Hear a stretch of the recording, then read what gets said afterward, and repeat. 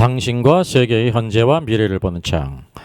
반갑습니다. 워킹바이블 연구소장 송명노 목사입니다. 워킹바이블 연구소는 일선에서 수고하는 목회자들과 성도들의 필요를 채우고 세워갑니다.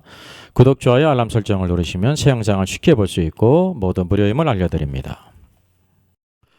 다니엘의 신상과 세계 역사. 세상 나라는 어떻게 될 것인가? Our Father in heaven, hallowed be your name. Your kingdom come. Your will be done on earth, as it is in heaven. Give us today our daily bread. Forgive us our debts, as we also have forgiven our debtors. And lead us not into temptation, but deliver us from the evil one. For yours is the kingdom, and the power, and the glory, forever. Amen. 다니엘서 2장 31절로 35절입니다. 왕이여, 왕이 한 큰 신상을 보셨나이다.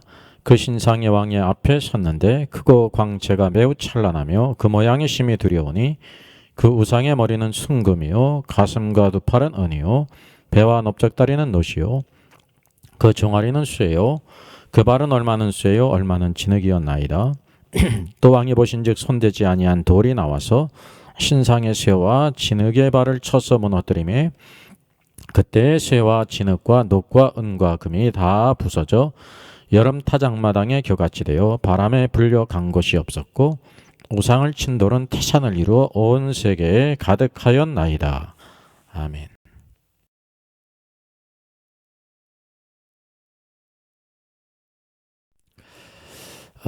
다니엘서의 그 4대 제국 가운데 첫째는 머리는 금이었죠. 이것은 바벨론이라 그랬습니다. BC 605년부터 539년이죠. 하나님께서 이 바벨론 왕을 세우신 이유가 무엇일까요? 오늘 말씀에 나타나 있는데 성경을 찾아보면 남유다 왕국이 바벨론에게 멸망당한 이유가 있습니다. 첫째는 이 하나님의 유다 왕국의 패역함이죠. 생수의 근원인 하나님을 버리고 우상 숭배를 했습니다. 둘째는 안식일과 안식년을 지키지 않고 하나님 말씀을 거역했습니다. 셋째는 선지자들은 거짓 예언을 했습니다. 여러분 여기 주목해 보시기를 바랍니다. 선지자들이 거짓 예언을 했습니다. 오늘날도 그러한 일들이 있다고 하는 것을 우리가 알게 되죠. 또 제사장들은 자기의 권력으로 다스렸어요. 제사장은 하나님이 주시는 권위가 있습니다. 그런데 그 하나님이 주신 권위를 잘 사용한 게 아니라 권위주의로서 자기 권력으로 다스렸다는, 인간의 권력으로 다스렸다는 거요. 심지어 백성들은 그것을 좋게 여기는 것이 남유다 왕국의 멸망한 이유, 세 번째 이유였다는 거죠. 또 넷째로는 작은 자로부터 큰 자에까지 다 탐욕을 부렸습니다. 우상 숭배와 함께 탐욕을 가졌다는 거죠. 탐욕은 항상 불의와 폭력을 가져오죠. 이것이 남유다 왕국이 바벨론에게 멸망당한 첫 번째 내적인 이유고요. 하나님께서 왜 많은 나라들 왕국 가운데 바벨론을 이제 남유다 왕국을 멸망시키는 도구로 썼는가? 하나님의 심판의 막대기로 사용하신 것입니다. 에레미야 25장 11절 보게 되면 바벨론은 70년 동안 섬길 것을 이미 말씀하셨죠. 그리고 에레미야 27장 12절에 보듯이 바벨론에게 항복할 것을 에레미야가 전했습니다. 하나님이 주신 것이었죠. 이스라엘 백성들은 자기의 입맛, 귓맛에 맞는 것이 아니었기 때문에 에레미야를 거짓 선지자 취급하고 핍박했죠. 아무도 듣지 않았습니다. 또 바벨론이 유다보다 선하기 때문에 유다를 멸망시킨 것이 아니라는 것을 알아야 되죠. 하나님께서 주권적으로 유다를 심판하는 도구로만 쓰셨다고 하는 것을 우리가 기억할 필요가 있습니다.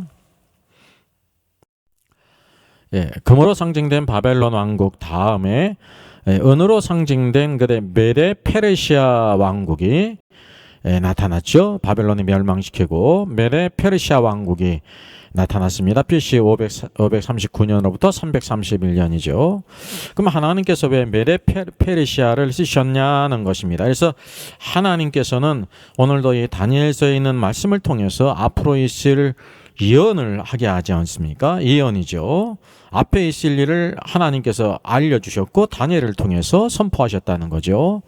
그 가운데 우리가 중요하게 생각할 것이 바로 뭐냐면 이 온 땅을 다스리는 분이 누구인가라는 것을 알아야 됩니다. 여러분, 사실은 오늘의 본문의 말씀은 일상적으로 우리가 잘 알고 있는 말씀이고 큰 이견이 없어요. 넷째 로마 제국에 이르기까지. 그런데 이 말씀을 특별히 다루는 이유가 있는데 그 까닭이 바로 뭐냐면 이것이 이제 역사를 보는, 예언을 보는 기초적인 관점을 제공하는데 우리가 단지 이것을 예언으로만 알고 있는데 예언인 것뿐만 아니라 하나님께서 오늘도 온 땅을 다스리고 계시다는 것을 보여주고 있습니다. 그러니까 인간적인 눈으로 보면 바벨론 왕국이 메데페르시아에 멸망당했죠. 약했기 때문에 정치적, 군사적 여러 가지 이유로서 하나님의 손길을 우리가 알 수가 없어요. 그러나 하나님 말씀을 통해서 하나님의 주권 가운데 바벨론을 메데페르시아에게 붙이셨다는 것을 보여줘요. 그리고 메데페르시아를 쓰신 이유가 있어요. 여기 첫째, 예레미야를 통해 예언하신 말씀을 성취하기 위해서인데 여기 예레미야 25장 12절에 있지 않습니까? 한편으로 예레미야는 유다 왕국이 바벨론 왕국에 대해서 이렇게 바벨론 왕국에 의해서 멸망당할 것을 말씀했을 뿐만 아니라 또 말씀하신 것이 있어요.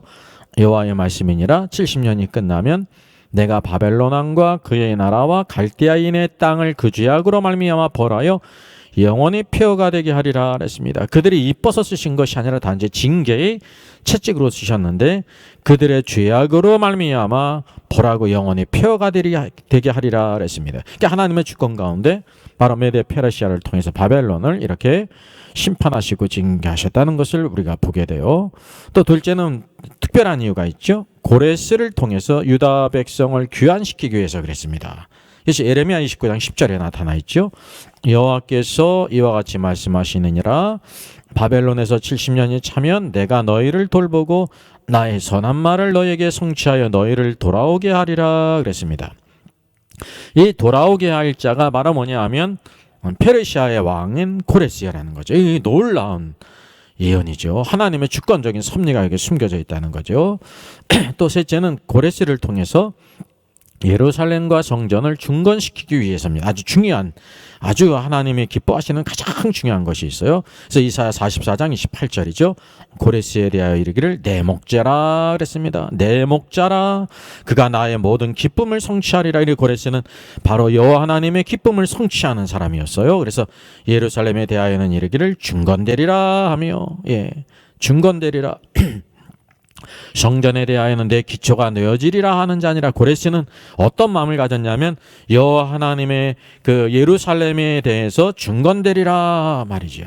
다른 사람이 아니라 바로 이 지배자인 고레스가, 그리고 이 성전에 대해서는 내 기초가 놓여지리라 하는 자라는 거예요. 그래서 그 백성들을 보내면서 필요한 모든 것들을 다 공급한 것이 고레였었다는.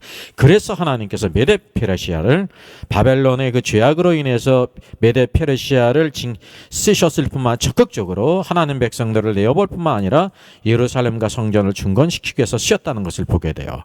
이게 외적으로는 하나님의 손길을 잘 읽을 수가 없어요. 왜냐하면 주님이 이 땅에 재림하셔서 직접적으로 통치하시기 전에는 내적으로 통치하시는데 믿음이 있는 사람만 바라보고 그것을 세상 사람은 보지 못한다는 거예요. 실제로 사람이 다스리고 있는 것 같으나 하늘에 계신 여호와 하나님께서 모든 것을 통치하시고 다스리시고 왕들을 폐하시고 왕들을 세우시고 왕국을 폐하시고 살아온 왕국을 세우시는 분이라는 걸 여기에 보여주고 있습니다. 이 중점을 보기 위해서 우리가 잘 알고 있는 말씀이지만 또 중요한 말씀이기 때문에 같이 찾아보는 것입니다.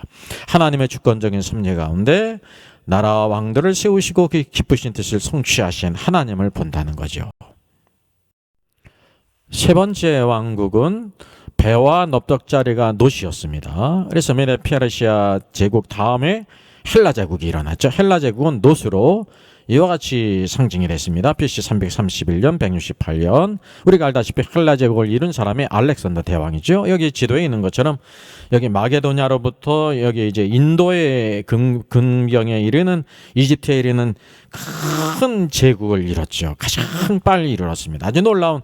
그래서 이게 대제라는, 알렉산더 대왕 대제라고 하는 말이 이제 알렉산더에게 주어져요. 그러니까 헬라 제국은 정복하는 나라마다 헬레니즘을 전파했습니다. 따라서 헬라 제국의 정복하는 나라마다 헬라어가 공용어로 쓰였어요. 그래서 로마 제국의 시대에도 헬라어가 쓰였다는 것을 주목할 필요가 있습니다. 성경에 이게 구체적으로 나와 있지 않지만 모든 나라를 세우시기도 왕국을 세우기도 하고 폐하기신 하나님께서 이 헬라 제국을 세우도록 하나님께서 허락하신 이유가 바로 뭐냐면 이런 역사적인 모든 것을 살펴보게 될 때 로마 시대에 헬라어가 쓰였어요. 공용어였어요. 심지어 신약 성경이 헬라어로 기록되지 않았습니까? 그래서 이 모든 헬라 제국이 다스렸던 모든 나라에는 헬라어가 쓰인다는 사실이에요. 이미 그래서 이것이 학습이 되어졌어요. 신약 성경이 이 헬라어로 쓰임으로 인해 가지고 복음을 전파하는데 한편으로 이 언어적인 그 장벽을 무너뜨리고 이미 이렇게 준비가 됐다는 것을 우리가 보게 되죠. 하나님의 이 놀라운 주권적인 섭리였습니다. 네, 헬라 제국 이후에 로마 제국이 일어났죠. 그래서 여기 두 종아리는 철이라 그랬습니다. 로마 제국이죠. BC 168년 주전 168년 BC 비포 크라이스트 아노 도미니 470년에 이르기까지 우리가 알다시피 로마 제국이요. 동로마 제국 또 서로마 제국으로 나뉘지 않았습니까? 그래서 여기 양쪽 다리로 이렇게 상징되어 있는 것을 우리가 보게 됩니다. 로마 제국을 하나님 쓰시는 이유가 있습니다. 첫째는 그리스도에 대한 예언의 성취가 있죠.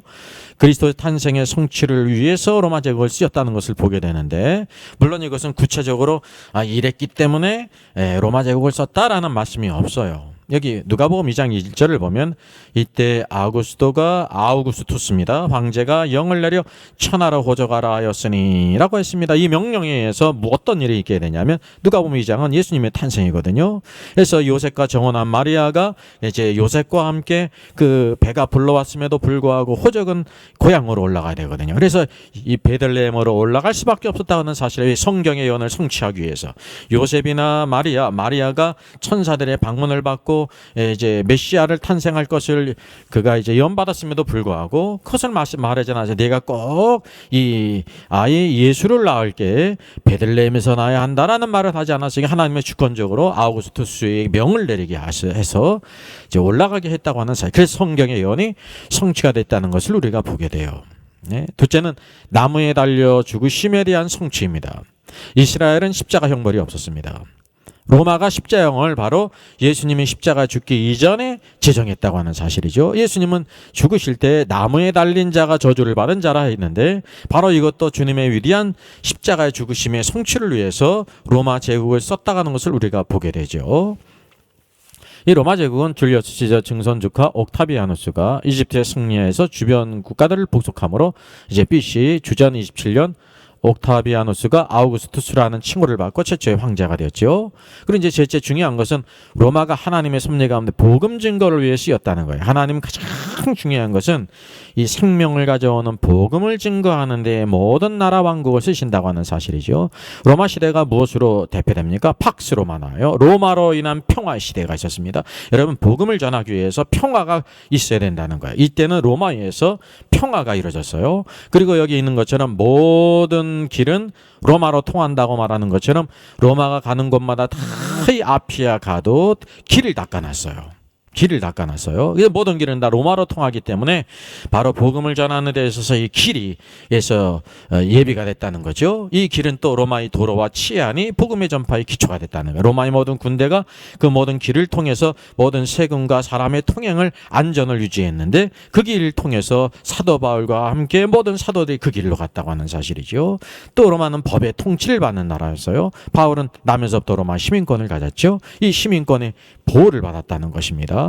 또 단일 언어가 사용되었습니다. 로마어뿐만 아니라 공용어가 헬라어였다는 사실, 이게 얼마나 놀라운 주권적인 섭리입니까? 그래서 이전의 헬라 제국에 가장 유용하게 하나님의 복음을 해서 쓰여졌다는 것은 바로 신약 성경이 헬라어로 쓰여졌는데 이미 모든 헬라 제국이 통치하는 그 모든 곳에 헬라어가 쓰여졌다는 거예요. 복음을 드려지는, 복음을 이렇게 받아들이는 준비가 되어 있다는 사실이죠. 언어적으로. 또 로마 내 지방을 국경 제한 없이 통행이 가능케 했습니다. 로마가 통치하는 그 모든 지방들 국경 제한 없이 통행을 가능케 했다는 거죠. 그리고 교통의 편리해요. 예? 육지는 도로로 갈 뿐만 아니라 지중해라는 바다가 있어서 배로 교통의 편리가 있었습니다. 바울의 환상 가운데도 성령께서 환상으로 마게도나로 인도하시지 않습니까? 우리를 와서 도우라. 이 사도 바울은 지혜와 믿음이 있는 사람이었지만은 그의 생각으로는 아시아로 가려고 했습니다. 복음의 불모지. 근데 성령께서는 바로 환상으로 또 성령으로 말미암아 아시아 쪽이 아니라 마게도냐 쪽으로, 마게도냐는 이미 로마를 통해서 모든 것을 다 복음을 전할 수 있는 상황과 여건을 마련했다는 거죠. 그래서 이와 같은 말씀들을 통해서 하나님께서 주권적으로 복음 전파를 위해 로마를 쓰셨다고 하는 것을 우리가 보게 되는 것입니다. 얼마나 놀라운 하나님의 주권입니까? 그래서 인간적인 눈으로 보면은 정치적, 군사적, 사회적 많은 요인들이 있어요. 한 제국이 멸망하고 새로운 제국이 일어나는데, 근데 이 모든 것을 결국 통치하신 분이 누구시냐면 하나님이라는 겁니다. 오늘도 이 말씀을 통해서 이것을 알 수가 있어요. 오늘도 보이지 않지만 주님이 재림하시 전까는 믿음의 눈으로 바라보는 사람만 그것을 알 수 있고, 믿음이 없으면 하나님 말씀을 통하지 않고는 그냥 사람이 다스린 것 같아요. 그러나 하나님의 주권적인 섭리가 있음을 우리가 보게 되죠.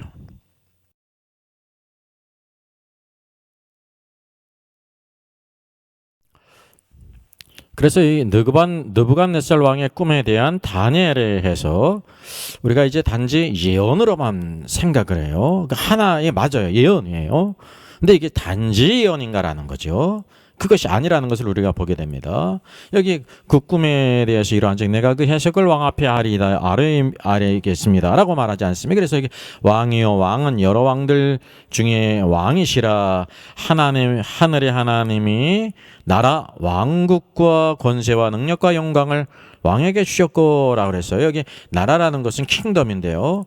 킹덤과 나라는 본질적인 체제가 틀리기 때문에 좀 현대어로 번역됐지만 잘못 생각한 거예요. 왕국이에요. 그래서 하나님이 왕국과 권세와 능력과 영광을 왕에게 주셨고, 누가 주셨냐면 하나님이 주셨다는 것입니다. 사람 입장에서 보면은 그가 능력이 있어가지고 이 모든 왕국의 능력과 권세를 갖지 않았습니까? 근데 하나님이 주셨다는 거예요, 내적으로. 그리고 사람들과 들짐승과 공중의 새 어느 것을 막론하고 그것들을 왕의 손에 넘겼고 다 다스리게 하셨습니다. 하나님의 주권적으로 그에게 넘겼고 다스리게 했다는 거예요. 그래서 왕을 그 금머리로서 그 모든 영광이 크다고 하는 사실이죠. 그리고 그 뒤에 왕을 이어서 왕보다 못한 다른 왕국이 일어날 것이요 그랬습니다. 왕보다 못한 나라. 그래서 느부갓네살 왕 바벨론은 금이지만은 그 다음에 일어난 메데 페르시아는 은이었어요. 그래서 하나님 주권적으로 금이고 은이고 노시고 철로 가지 않습니까? 영광 그거보다 못한데 또한 특징은 또 강하다고 하는, 금보다 은이 강하고 은보다 노시 강하고 노보다 철이 강하다는 거죠. 그리고 또 셋째로 노 같은 왕국이 일어나서 온 세계를 다스릴 것입니다. 그랬으면 그것이 헬라 제국이죠. 노시였어요. 알렉산더 대왕의 헬라 제국. 온 세계를 다스릴 것이요 그랬어요. 그 모든 판도가 굉장히 크지 않았습니까? 넷째 왕국은 강하기가 쇠 같으니 쇠는 모든 물건을 부서뜨리고 이기는 것이라. 모든 것을 부수는 것 같이 그 왕국이 모든 왕국을 부서뜨리고 찢을 것이다. 그래서 넷째 이 왕국이 로마 제국이었다고 하는 사실이죠. 그래서 오늘도 우리가 이 말씀을 통해서 첫째 금으로 된 바벨론과 두 번째 은으로 된 메데 페르시아 왕국과 노수로 상징된 또 알렉산더의 헬라 제국과 네 번째 철로 쇠로 이와 같이 비유된 로마 제국이 있어요. 여기에 대해서 이견이 아무것도 없다는 사실이에요. 이게 근데 단지 예언인가 말입니다. 예언이 아니라 뭐라는 것입니까? 오늘도 보이지 않게 오늘도 하늘의 하나님께서 온 왕국들 왕을 폐하기도 하시고 세우시고 한 왕국을 폐하기도 하시고 세우시는 분, 세상 왕국을 다스리는 분이다라는 것을 우리에게 볼 수 있어요. 이런 것은 오늘도 마찬가지예요. 주님이 하나님의 왕국을 가져오셔서 온 세상을 통치하시기 전에는 다같이 외적으로 보면은 사람 왕들이 다스리는 것 같지만 그 보이지 않게는 하늘의 왕, 오늘도 하나님께서 다스린다고 하는 사실이죠. 우리가 그래서 이런 관점을 잘 가질 필요가 있습니다. 그리고 다음에 넘어갈 중요한 주제가 있는데요. 여기 41절로 끝절을 우리가 중요시 봐야 합니다. 이게 많은 여러 가지 견해가 있는 것이죠. 근데 그것뿐만 아니라 그 발과 발가락이 얼마나 토기장의 진흙이 얼마나 쇠인 것을 보셨습니다. 그 나라가 나뉘을 것입니다. 그랬어요. 10발가락이 나뉘는다는 거죠. 그리고 더 중요한 것이 있는데 44절 이 여러 왕들의 시대에 하늘의 하나님이 한 왕국을 세우시리니 그랬어요. 이것은 영원히 멸하지도 아니할 것이요 그 국권이 다른 백성에게 돌아가지도 아니할 것이요 도리어 이 모든 왕국을 쳐서 멸망치고 영원히 설 것이라. 영원한 왕국. 하늘의 하나님께서 이 땅에 한 왕국, 영원한 왕국을 세우신다는 거예요. 모든 세상의 왕국을 쳐서 멸망시키시고 영원한 왕국을 세운다고 하는 사실이죠. 이거 이제 마지막 때에 있을 일이라는 거예요. 주님이 이 땅에 재림하셔서 하나님의 왕국을 이 땅에 가져오시고 이제 왕국을 세우실 때를 여기에 가르치고 있다고 하는 사실이죠. 그래서 이 마지막 때까지 있을 일을 보여주고 있는데, 이러한 일들이 있기 전에 어떤 사건이 있냐면 바로 여기 41절로 43절에 있는 것처럼 이제 이 철로 이렇게 비유가 된 로마 제국이 있지 않습니까? 로마 제국이 있는데 그 발과 발가락이 진흙이며 쇠인 것이며 그 왕국이 나뉠 것이며 이와 같이 서로 합하지 않는다. 쇠와 진흙이 합하지 않은 같이 이런 일들이 있었다는 사실이죠.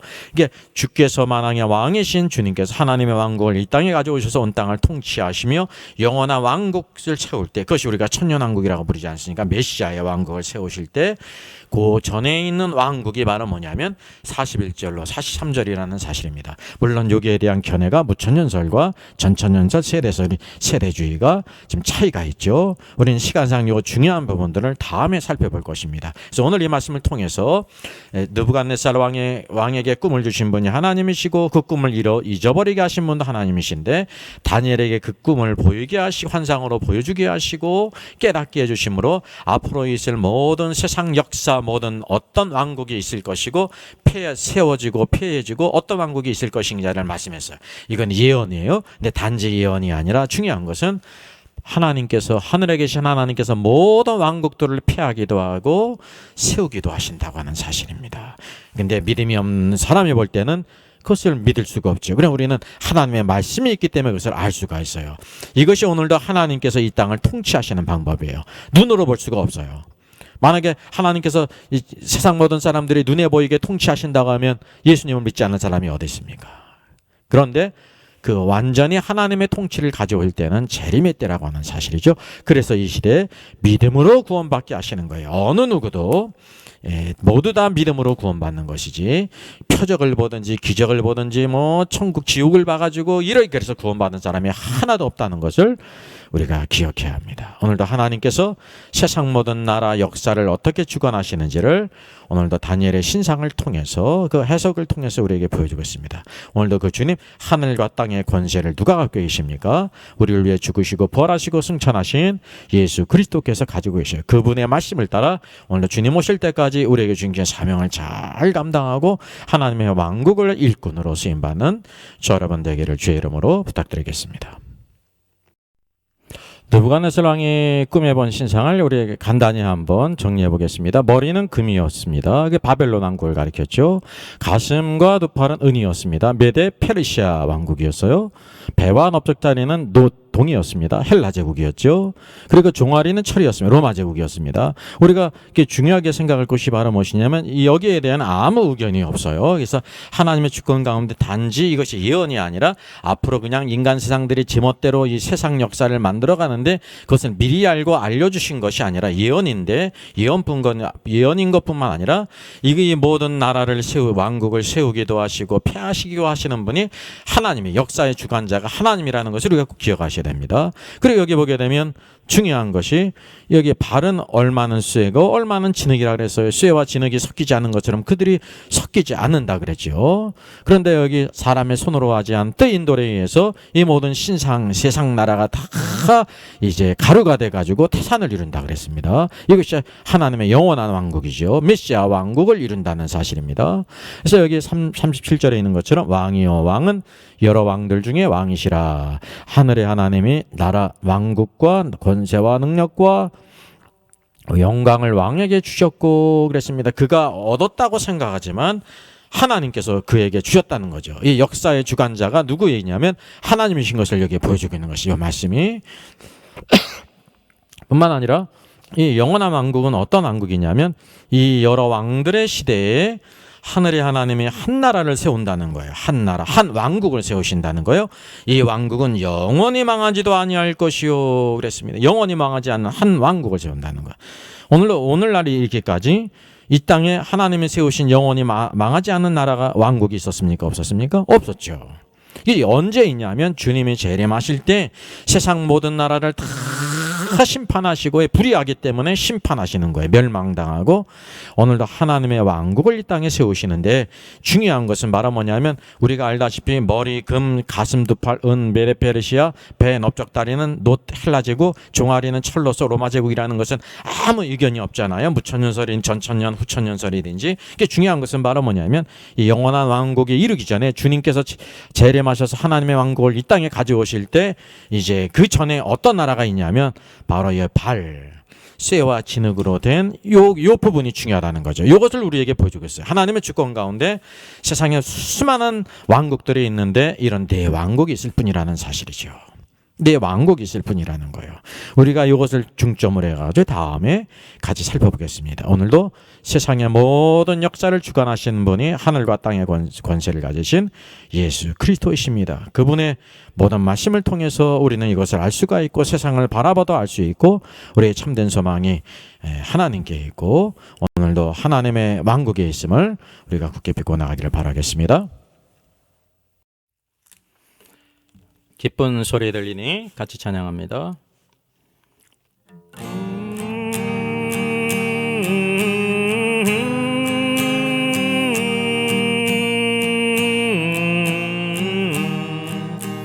기쁜 소리 들리니 예수 구원하신다.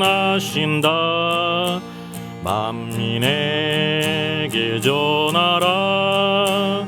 예수 구원하신다. 주님 명령하시니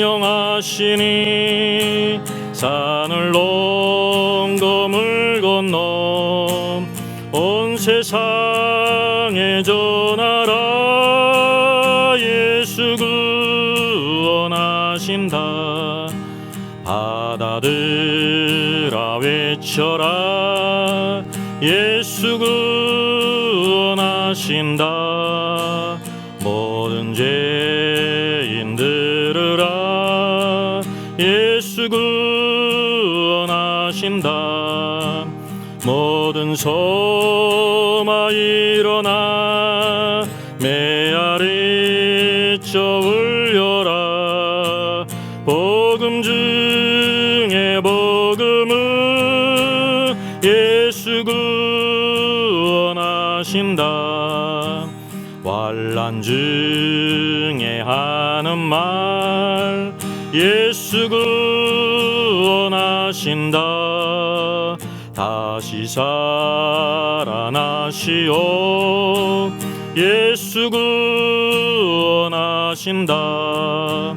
죄언죄로 인하여 슬픈 마음이 있어도 숨질 때에 내 할 말 예수 구원하신다. 바람들아 외쳐라. 예수 구원하신다.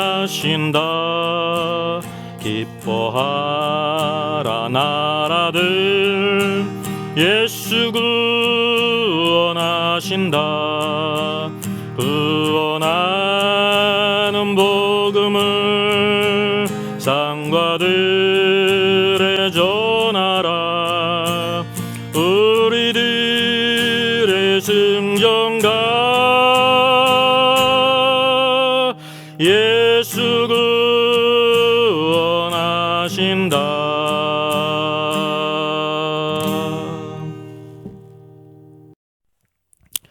주님을 찬양합니다. 오늘도 우리에게 귀한 날 허락하여 주시고 이와 같이 다니엘서를 통해서 세상 모든 역사를 주관하시는 하나님의 놀라운 은혜를 보게 하시니 감사합니다. 느부갓네살 왕에게 꿈으로 오늘도 앞으로 있을 모든 왕국들을 보여주신 하나님, 그 꿈을 잊게 하시고 결국 바벨론의 모든 술살들과 술객들과 박수들은 그 꿈을 알지도 못하고 해석도 하지 못하지만 하나님 사람 다니엘을 통해서 환상 가운데 그 꿈을 알게 하시고 해석을 알게 하심으로 오늘도 우리에게 세상 모든 나라 앞으로 어떤 나라 왕국이 있을 것이고 주님이 영원한 왕국을 세우시게 될 때 그 전에 어떤 일이 있을까를 보여주셨사오니 항상 오늘도 그분 주님의 주권 안에 다스림받아 살아가는 저희들 되게 하여 주시고, 세상 모든 역사를 바라보게 될 때 낙심하지 않게 하시고, 항상 오늘도 의이시며 오늘도 우리의 능력이시며 소망이 되시며 지혜가 되시며 기쁨이 되시며 우리의 능력과 권세가 되신 주님만 바라보고 나가는 저희들 되게 하여 주시옵소서. 온 땅을 바라볼 때 참으로 주님이 오셔야만 오늘도 이 땅에 참된 평화의 때가 이루는 것을 깨닫습니다. 주여, 오늘도 우리 오셔서 다스리시고 통치하시고 영광 받으시며 항상 오늘도 주의 모든 백성들 기쁨으로 주님을 예배하며 주님을 높이며 찬양하며 주의 말씀을 따라 살아 승리케 하여 주시옵소서. 감사하고 이 모든 말씀 주 예수님의 이름으로 기도함나이다. 아멘. 워킹 바이블 연구소장의 저서를 소개하겠습니다. 첫째는 계시록과 다니엘서의 전반적인 조망을 다룬 책입니다. 둘째는 구원과 천국의 내용을 심도 있게 다룬 책입니다. 셋째는 종교개혁 500주년 칭의론 논쟁의 코페르니쿠스적인 해법을 제시한 책이죠. 구원론과 칭의론을 다룬 책입니다.